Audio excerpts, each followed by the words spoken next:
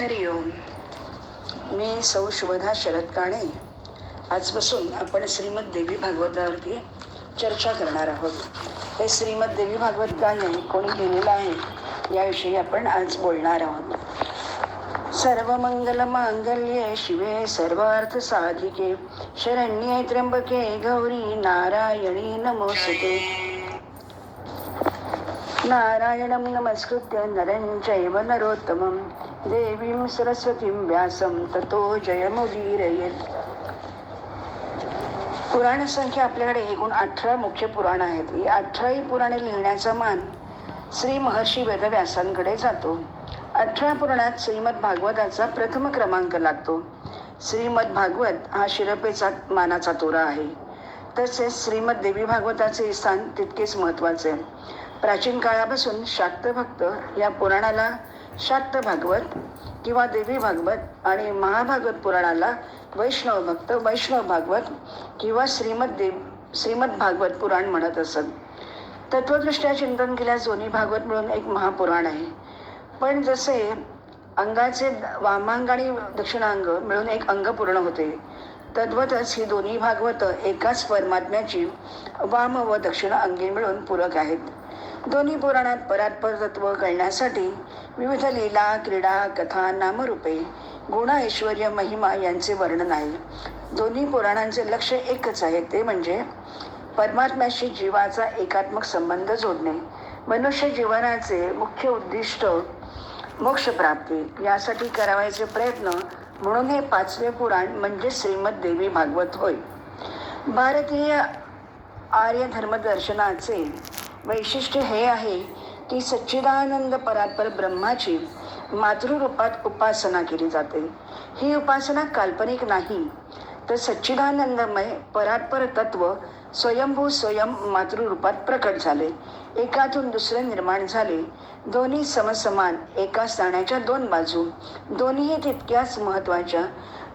दोघांशिवाय अपूर्णता. दोघेही मूळ, आद्य शक्ती, बिंब प्रतिबिंब. परब्रह्माची मातृरूपात उपासना फारच महत्वाची. कारण पुत्रासाठी माता लेकराच्या संधितच असते.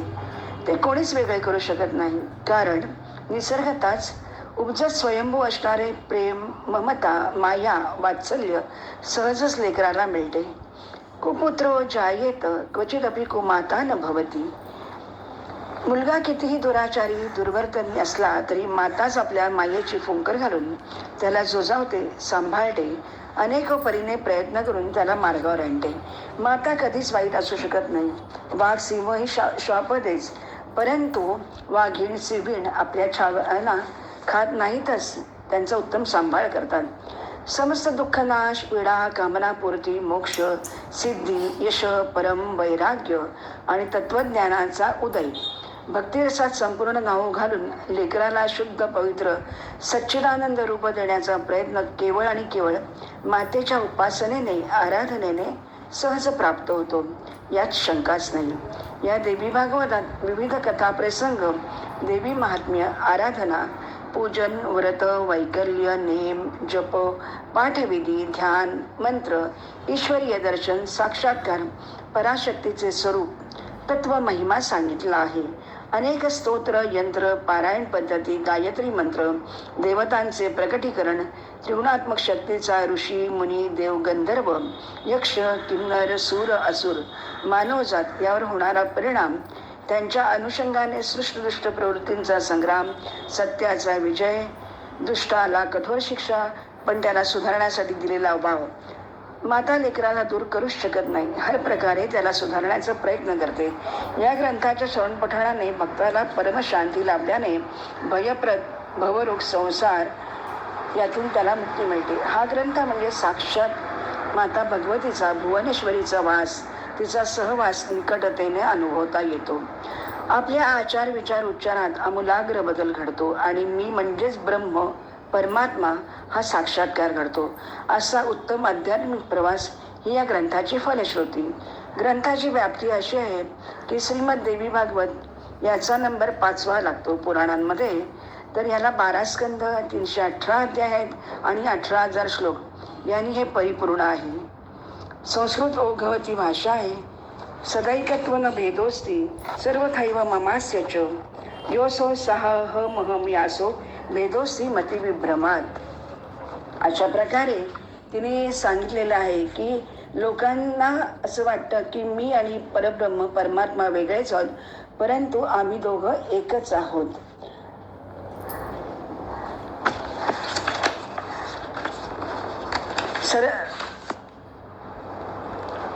सरस्वती नदीच्या काठी सारस्वत कल्पामध्ये श्री व्यासाने याची रचना केली.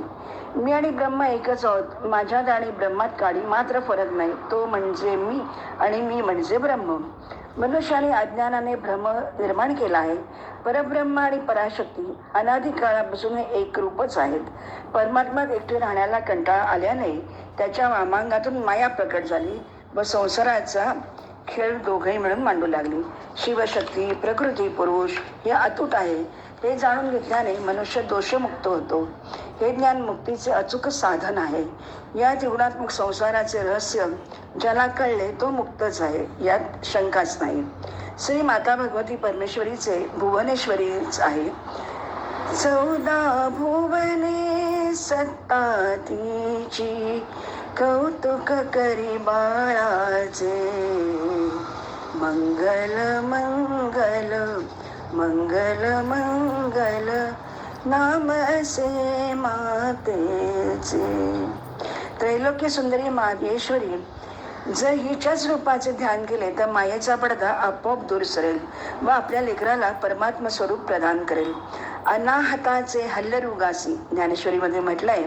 तरी सर्वसाक्षिणी माया जगदंबा हिला जेवढे प्रेमाने जवळ कराल, भक्ती कराल, वेडीवाकडी असली तरी चालेल, पण श्रद्धायुक्त भक्तीने माता लगेच आपल्या लेकराला जवळ करते. मातेला प्रसन्न करणे सर्वात सोपे, कारण आपण तिचीच लेकरे. त्यामुळे ती आपल्यावर मायेचा हात फिरवते. श्रीमद देवी भागवत करण्यासाठी कोणताही दिवस चालतो. खास करून अश्विन, चैत्र, वैशाख आणि ज्येष्ठ या 4 महिन्यात विशेष फलदायी आहे. हे देवी भागवत अनेकांनी करून त्याचे फळ प्राप्त करून घेतले आहे. राजा परीक्षिताचा तक्षक दोषाने मृत्यू झाला हे आपण भागवतात पाहिले होते आणि तेव्हा त्याने जन्मेजयाने सर्पसत्र चालू केले. आणि राजा परीक्षित हा भागवताचा नायक आहे आणि त्याचा वक्ता जर काय साक्षात व्यासांचे पुत्र शुकमुनी, साक्षात वैराग्य. आणि देवी भागवतामध्ये बरोबर उलट आहे की परीक्षिताचा जो पुत्र जन्मेजय त्याचं सर्पसत्र थांबवण्यासाठी देवी भागवत करायला सांगितलं त्याला, आणि हे वेदव्यासाने त्याला 9 दिवसात सांगितलं. अशा प्रकारे राजा परीक्षित आणि जन्मेजय आणि व्यास महर्षी आणि शुकदेव असं सुद्धा हे 2 जण एकमेकांना पूरकच आहे. दुसऱ्याच्या ते प्रत्यक्ष भगवान श्रीकृष्णावर समंतक मणी चोरण्याचा आळ आला. त्यामुळे श्रीकृष्ण समंतक मणी शोधण्यासाठी गेला, पण बरेच दिवस झाला तरी आला नाही. म्हणून वासुदेवाने देवी भागवत केले व श्रीकृष्ण विजयी होऊन परत आला आणि येताना सेमंतक मणी घेऊन आला आणि त्याचा सेमंतकाचा डाग तुटला गेला. नारदाने देवी भागवत करण्याचे त्याला सुचवले होते. तसेच देवकी वसुदेवांचा 8वा पुत्र श्रीकृष्ण कंसाला मारणार म्हणून कंस सर्वच पुत्रांना मारत सुटला. हे पाहून गर्गमुनींच्या सांगण्यावरून श्रीकृष्णाच्या दीर्घायुष्यासाठी वसुदेव देवकीच्या विनंतीवरून श्री गर्गमुनींनी विंध्य पर्वतावरती देवी भागवत केले. इला सद्युम्न अशाही या कथेमध्ये खूप असे छान छान प्रसंग आणि रहस्य त्याच्यामध्ये आहे. इला आणि सद्युम्न हे एकच आहेत. इला ही पुत्री आहे आणि सद्युम्न हा मुलगा आहे. हेच कधी मुलगी होतात तर कधी हे मुलगा होतात.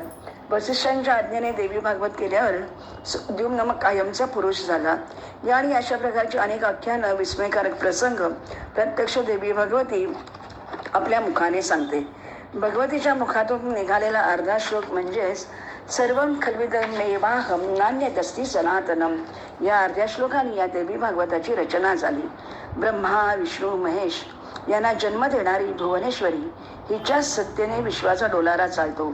या तिघांना विश्वनियम घालून त्यांच्यासाठी तिच्याच अंशातून सरस्वती, महालक्ष्मी, महाकाली, दुर्गा यांना तिने कैलास, वैकुंठ, सत्यलोक दिला.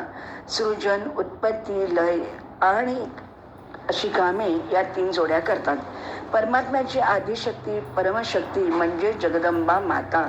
परमात्म्याची पराशक्ती ही अभिन्न आहे. जशी अग्नीत त्याची दाहक शक्ती, पाण्यामध्ये त्याची प्रवाहशक्ती, वायूमध्ये वहनशक्ती, तद्वतच परमात्म्याची पराशक्ती म्हटली जाते. एकमेकांच्या सहकार्याने कार्य करण्यासाठी भिन्नत्व पण अनुरूप एक रूप या भुवनेश्वरीतूनच 5 शक्ती झाल्या. श्री दुर्गा, श्री सरस्वती, श्री महालक्ष्मी, सावित्री, गायत्री आणि श्री राधा. श्री देवी भागवत तिच्या निवासस्थानाचे अतिशय सुरेख वर्णन केले आहे. ती मणिद्वीपामध्ये राहते. एकात एक असे 7 कोट म्हटले आहेत. 7 कोटांचं वर्णन केलेले आहे. इथे सर्व अस्त्र, शस्त्रे, वेद, मंत्र प्रत्यक्ष मूर्तरूप होऊन धारण करून माता जगदंब तिची स्तुती करतात.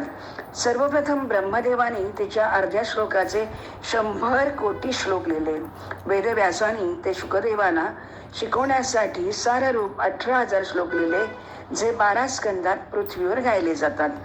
तर आज मणिद्वीपात हे 100 कोटी श्लोक गायले जाऊन सर्व श्लोक देवदेवता तिची स्तुती कराव्यात. ओम ऐं ह्रीं क्लीं चामुंडायै विच्चे हा नवार्णव मंत्र आहे. अतिशय प्रभावी असा मंत्र या सप्तशतीमध्ये देवी भागवतात दिलेला आहे.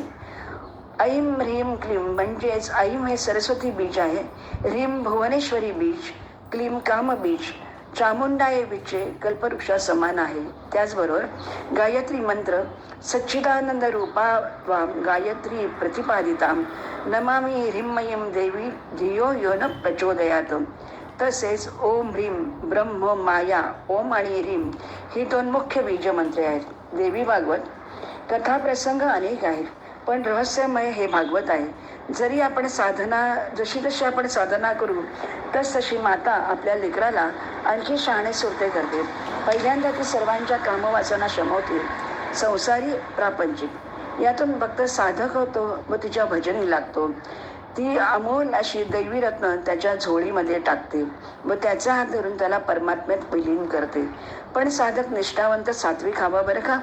कच्चा साधक अहंकारी दुष्ट तिला अजिबात आवडत नाही. मग तर देव, दानव, मुनी, जपी, तपी कोणाचीही ती गय करत नाही. त्यांना धडा शिकवते, शिक्षा करते, अर्थात ते सुधारण्यासाठीच. तो नतमस्तक झाला की त्याला अजूनच अधिकार देते, कारण अनेक ब्रह्मांडाचे कार्य ती सुरळीत पार पडत असते. तिच्या एका रोमारोमात एक ब्रह्मांड आहे. अखिल ब्रह्मांड तिच्या पायाच्या अंगठ्याच्या नखामध्ये विसावली आहेत. श्रीदेवीची 108 शक्तिपीठे आहेत. खरं तर त्या प्रसंगानुरूप तिने घेतलेले रूप व त्या दुष्टांचा बिमोड म्हणजे शक्तिपूजा म्हणजे शक्तीचे प्रकटन होय. हा खेळ अनादी कालापासून चालत आला आहे. अनेक दैत्य हजारो वर्ष तपश्चर्या करून देवांवरच आक्रमण करून सर्व सत्ताधीश होण्यासाठी प्रयत्न करत. कधी तर स्त्रीपासून ती अबला म्हणून आम्हाला मृत्यू आलेला चालेल म्हणत. अशा वेळी ती रक्तचामुंडा, वैष्णवी, नारसिंही, दुर्गा, काली, महिषासुरमर्दिनी, कौशिकी, कात्यायनी, चंद्रघंटा, शैलपुत्री, हेमवती अशी अनेक रूपे धारण करून रुद्रासूर, रक्तबीज, धूम्रवर्ण, रंभ, करंभ, महिषासूर आदी दुष्टांचा नाश करते. त्यांना शासन करते, त्यांचा अहंकार नष्ट करते. जर देवतांना अहंकार झाला तर दुष्टांतर शासन करते. त्यांना हवीर भाग मिळेल असा होतो. तेव्हा ते गिरीकंदरी लपून बसतात. अगदी इंद्र, वरुण, त्वष्टा, ब्रह्मा, विष्णू, महेश सर्वांनाच न्यायाने नियमाने वागायला शिकवते. सर्वच जण तिच्या आज्ञेचे पालन करतात. तीच नियती होय. हे कथानक म्हणून असले तरी आध्यात्मिक अर्थ असा आहे. महिषासूर क्रोधाचे प्रतीक आहे. शुंभ निशुंभ अहंकाराचे, लोभाचे प्रतीक आहे. धूम्रवर्ण मदांधतेचे प्रतीक जे आपल्यातच आहेत. तर अशा या षड्रिपुना जिंकण्यासाठी, त्यांच्यावर अंकुश ठेवण्यासाठी माता भगवतीची प्रार्थना करू आणि तिची कृपा संपादन करावी, हे त्याचे गूढ रहस्य आहे. कारण आपण भगवंताचे अंश आहोत. आपल्यातील दैवी अंशावर अनेक जन्मांची पुटे चढली आहेत. तर ती साधनेने स्वच्छ करून पवित्र करून नरदेहाचे सार्थक व्हावे म्हणून ही देवी भागवताची कथा सांगण्यात आलेली आहे. कारण ब्रह्मास्मी ही अवस्था प्राप्त करून घेण्यासाठी ही सर्व पोथ्या पुराणे प्रसंग कथांनी नटलेली असतात. यातील तत्व जाणून घेणे महत्वाचे असते. यासाठी सद्गुरु कृपा, ईश्वरी कृपा आवश्यक आहे. माणसाच्या अंगी सत्वगुणांची वृद्धी ही आपोआप झाली की आपोआप मार्ग सापडतो. पण त्यासाठी माझ्यातल्या मला दूर केले पाहिजे. माझ्यातला अहंकार जोपर्यंत दूर होत नाही तोपर्यंत गुरुकृपा किंवा ईश्वरी कृपा दुरापास्त असते. अतिशय थोडक्यात माता भगवतीचे वर्णन केवळ अशक्य आहे. आपण जसजसे तिच्या कथा प्रसंग पठण करू तसतसे तिच्यात विरघळून जाऊ. ही महान मंगलमयी देवी साक्षात आपले स्वरूप प्रकट करते, अनेक रहस्य उलगडून दाखवते. विश्वात चराचरात ती कोठे नाही, अशी एकही जागा नव्हे व एक कणही नाही. सप्तलोक नरकलोकाचे वर्णन, तसेच सूर्याचे गायत्रीचे महात्म्य स्तोत्र, सूर्याची गती काळ वेग यांचे वर्णन, सावित्री धर्मराज यमदेव प्रश्नोत्तर, मुलाला जन्माला घालण्यापासून अंतापर्यंत सांभाळ करणारी नवे नवे तिचा ललाट लेख लिहिणारी ज्योती षष्ठी देवी, मुलाचे सर्व दुष्ट शक्तीपासून संरक्षण करणारी ही देवी म्हणजे साक्षात कवच आहे. याची अनुभूती मंगलचंडी राजाला येते. मनसा देवी, तुलसी देवी, सुरभी गाय, गंगा, सरस्वती, लक्ष्मी, दुर्गा, राधा, सावित्री या 5 प्रकृतीत सर्व चराचर चालवतात. राधा ही श्रीकृष्णाची आल्हादिनी शक्ती आहे. ती रासेश्वरी भगवंताचा प्राण आहे. राधे वाचून श्रीहरी एक क्षण राहू शकत नाही. प्रथम श्रीहरीनेच तिचे पूजन केले व प्रसन्न करून घेतले. नंतर श्री दुर्गा सरस्वती प्रकट झाली. राधा हृदय स्वामिनी तर सरस्वती बुद्धिदेवता आहे. यांना प्रसन्न केल्यावरच मनुष्याचा परमधाम वैकुंठात प्रवेश निश्चित होतो. याचे बीज मंत्र ह्रीं श्री राधायै स्वाहा, श्री सरस्वती दुर्गा मंत्र ओम ऐं ह्रीं क्लीं चामुंडाय विचे. राधेचे स्मरण केल्यास भगवंत संतुष्ट होतात व त्यांची कृपा होते. तर दुर्गा मंत्र 99 ओम ऐं ह्रीं क्लीं चामुंडाय विचे हा मंत्र साधकांसाठी साक्षात कल्पवृक्षा समान आहे. या 99 मंत्राचे ब्रह्मा विष्णू रुद्र हे 3 ऋषी आहेत. गायत्री, उष्णिक आणि त्रिस्तूप हे 3 छंद आहेत. महाकाली, महालक्ष्मी, महासरस्वती या देवता, तसेच रक्ततंतिका दुर्गा म्हणजेच भ्रामरी बीज आहे. नंदा, शाकंभरी आणि भीमा शक्ती आहेत. धर्म, अर्थ, काम, मोक्ष या 4 पुरुषार्थाची प्राप्ती या मंत्राने होते. या 99 मंत्राच्या जपाने सप्तशतीचा पाठ होतो. या स्तोत्रा इतका शक्तिशाली पाठ विखंडात नाही. ब्रह्मा विष्णू महेशाने श्री दुर्गेला प्रसन्न करण्यासाठी ध्यान केले. त्यामुळे 14 मन्वंतरात 14 मनू आपल्या स्थानावर विराजमान आहेत. देवता आपापल्या स्थानांवरती विराजमान आहेत. देवी भागवत ही शक्तीची पूजा, आराधना, प्रार्थना आहे. कोणतेही स्तोत्र म्हणताना सुरुवातीला आपण वरीलप्रमाणे ऋषी, छंद, देवता, बीज, शक्ती यांचे वर्णन पठण करतो. त्यामुळे तो पाठ अधिक शक्तिशाली होतो. त्याची स्पंदने वायुलहरी असमंतात वाहू लागतात व तेथे शक्ती देवता प्रकट होतात. नवचंडी, शतचंडी करताना आपण खूप सूक्ष्मतेने मनापासून यज्ञ अनुभवल्यास त्यातील येणाऱ्या ज्वाला म्हणजेच यज्ञदेवता स्वाहा स्वधा दक्षिणा प्रकट होतात व आपल्याला आशीर्वाद देतात. कोणतेही यज्ञकर्म हे निष्काम असावे व ते ब्रह्मार्पण करावे, म्हणजे त्या कर्माचा अहंकार होत नाही व दोषही लागत नाही. हा खास नियम आध्यात्मिक साधकांसाठी आहे. गायत्री पुरस्करणासाठी 1000 नावे दिली आहेत. दुर्गा यंत्र, श्रीयंत्र दिली आहे. श्री नारदारांनी आपल्या पित्याकडून ब्रह्मदेवांकडून अनेक रहस्य जाणून घेतली व ती श्री व्यासांना त्यांनी आपल्या पुत्राला शुकदेवांना व अन्य शिष्यांना कथन करून 88,000 ऋषींना काही निमित्ताने कथन केली. सूत, रोमहर्षण, जेमिनी व शौनक अशा लोकांना सांगितली. ती कलियुगातील लोकांसाठी त्यांना वेळ काळ पुरणार नाही म्हणून नामस्मरणाचे महत्त्व कथन केले. श्री शुकमुनी कडकडीत वैराग्याचे प्रणेते, साक्षात शिवशंकराचा अवतार. पण श्री व्यासाने त्यांच्या पित्यांना श्री जनक राजाकडे पाठवले व जनक राजा असूनही प्रजा राज्य सांभाळत कसाच निस्पृह राहील हे दाखवले. श्री शुकमुनींनी विवाह करून संतती झाल्यावर ते अवतार कार्य संपून शिवात अंतर्धान पावले. हे रहस्य श्रीमद देवी भागवतात आहे. राजा हरिश्चंद्र विश्वामित्रांची नवीन सृष्टी करण्याचा अट्टहास, त्यासाठी त्रिशंकू अवस्था किंवा वसिष्ठांनी त्यांना ब्रह्मर्षी दिलेली पदवी, इंद्राचे ब्रह्महत्या पापाचे प्रायश्चित्य, परीक्षाची त्याच्या पत्नी करवी श्री देवी भागवत करून ती प्रसन्न करून घेतल्याने त्याची मुक्तता झाली. मूकम करोती वाचालम पंगुम लंघेते गिरीम या युक्तीनुसार मूर्ख उत्तथ्याला महान पंडित सत्यवर ब्राह्मण करणे. सुदर्शन राजा व शशिकेला यांचे स्वयंवर केवळ देवी कृपेने त्याचे राज्य त्यांना सन्मार्गाने परत करणे. शशिकेला व सुदर्शनाचा विवाह स्वप्नात येऊन त्यांना बीजमंत्रे देणे. अश्विनी कुमारा देवांचे वैद्य असल्याने सोमरस इंद्राने नाकारल्याने च्यवन महर्षीने आपल्या तपसामर्थ्याने इंद्राला वज्र मागे घ्यायला लावले.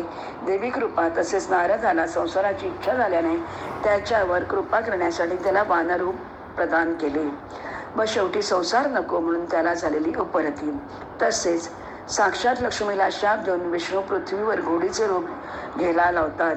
तेव्हा शंकर पार्वती कृपेने श्री विष्णू हय्यै म्हणजे घोड्याचे रूप घेऊन एक पुत्र जन्माला घालतात व हय्यै वंश सुरू होतो.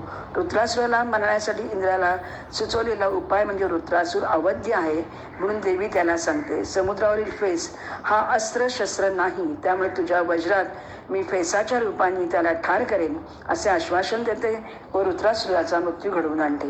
निमिराजाचे कथन. नेहमी हा मनुष्याच्या पापणीत राहतो व जगाचे व्यवहार पाहणारा नेहमी निमिष मात्र क्षण मात्र पापणीत सदैव राहतो. त्यामुळे कर्माचा जन्माचा दोष नाही. एक वीर एकावलीचे विवाह अशी अनेक कथानके उलगडत जातात. श्री दुर्गा, उमा, पार्वती असे अनेक अवतार धारण करते. श्री लक्ष्मी कधी गंगा पद्मावती तर कधी समुद्रकन्या समुद्रपत्नी होते. स्वयंभव मनू, चाक्षुष मन्वंतर, नारायण, नारद संवाद पंचमहाभूतांना आपल्या ताकदीचा केलेला झालेला गर्व हरण करण्यासाठी एका यक्षाच्या रूपात येणे व त्यांचे गर्वहरण करून श्रीदेवी त्यांच्या प्रार्थनेने प्रसन्न होते व त्यांना त्यांचे कार्य सुनियोजित करण्यास सांगते.